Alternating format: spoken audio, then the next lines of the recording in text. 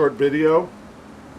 We are going to put the little rail strips, which are 1/4 by 1/4 paulownia, and this is going to be what I've done is I've kind of jumped ahead a little bit before I started this video, and I applied the two pieces on the left side of this board. These are not glued. I attached them with modeling pins, and that allowed me to adjust it and move it and get it just the way I liked it. And then I'm just going to add a drop of glue. So I'm going to pull the camera off and get a little close-up of that.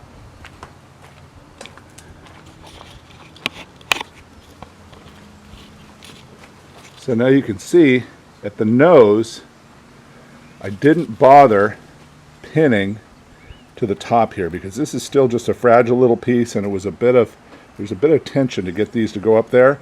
So I'm not going to go that far. Once I apply the top strip here, I may connect these.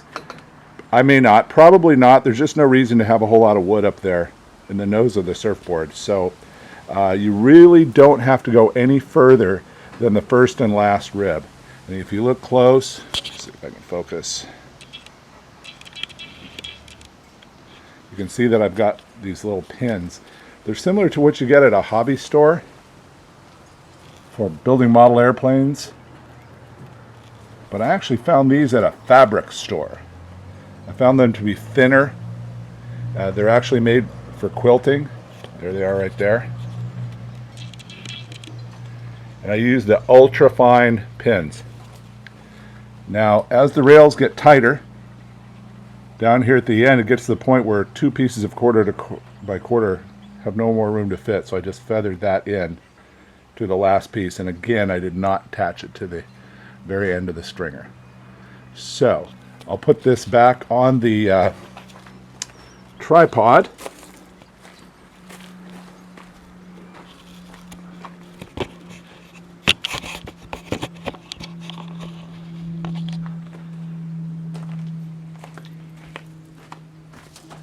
And I'll get started pinning these pieces on. What I did is these are 10 feet long, 6 inches longer than the surfboard, and in order to get my paulownia is only 8 foot long, so I put a scarf joint back here.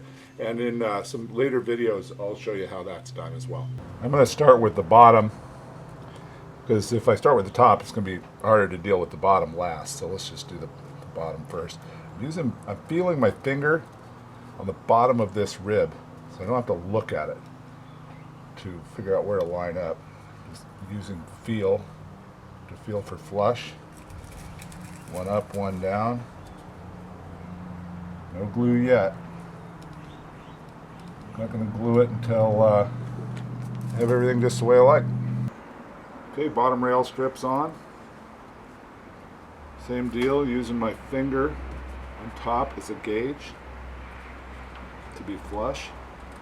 If anything, you can be a little high, because this is the dome of the deck is round, curved. The top of my piece I ripped is square, so this piece is curved, and it has a little flat spot right here that I'm gonna either sand or just trim it with my little block plane.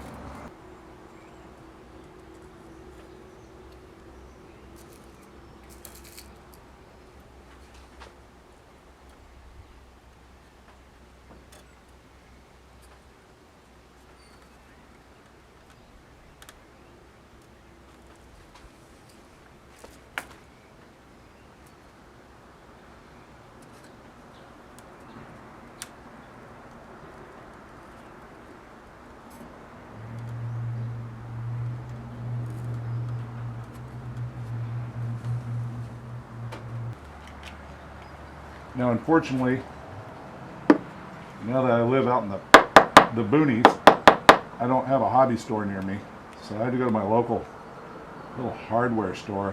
They didn't have thin, medium, and thick like a hobby store, but I was able to find a Gorilla super glue gel that has some thickness to it. So I'm going to come back.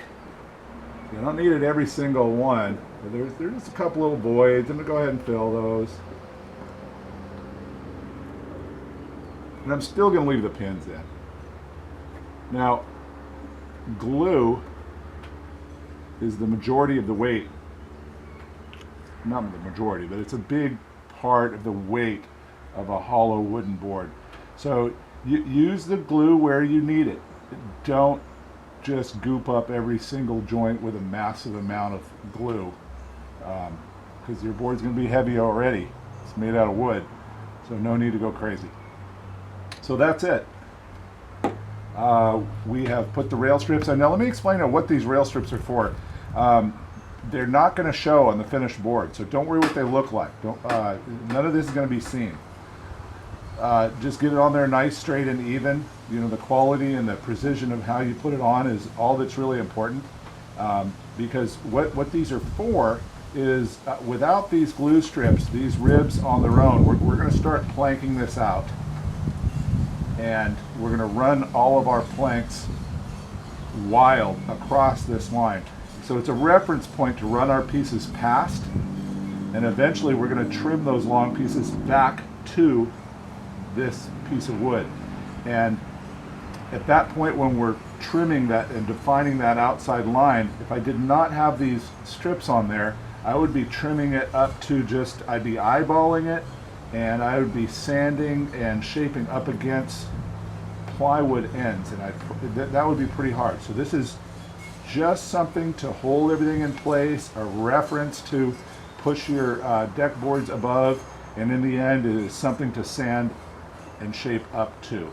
So I've tried a couple times to build these boards without it, and you can do it, but it's so much easier when they're there. Holds everything together, everything starts coming together, flowing. So definitely put them on, and we'll move on to the next step, which I believe would be bending some wood. We can start putting the deck on.